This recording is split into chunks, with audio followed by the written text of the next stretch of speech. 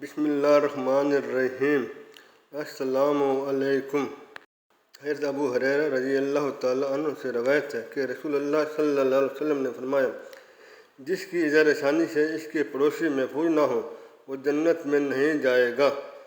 हज़रत कतादा रज़ी अल्लाह तआला अन्हु हज़रत अनस रज़ी अल्लाह तआला अन्हु से हदीस बयान करते हैं।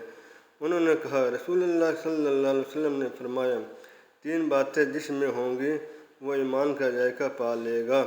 नंबर 1, जो शख्स किसी इंसान से मोहब्बत करता है और अल्लाह के सिवा किसी और की खातिर इससे मोहब्बत नहीं करता। नंबर 2, जिसके लिए अल्लाह और इसके रसूल सल्लल्लाहु अलैहि वसल्लम बाकी हर किसी से ज़्यादा प्यारे हैं। नंबर 3, और जब अल्लाह ने इसे कुफ्र से बचा लिया तो आग में डाला जाना इसे कुफ्र में दोबारा लौटने से ज़्यादा पसंद है। हज़रत अबू अवैस रज़ी अल्लाह तआला अन्हु ने अब्दुल्ला बिन मसूद रज़ी अल्लाह तआला अन्हु से रवायत की, कहा, आदमी के झूठ में यही काफ़ी है कि वो हर सुनी हुई बात बयान कर दे।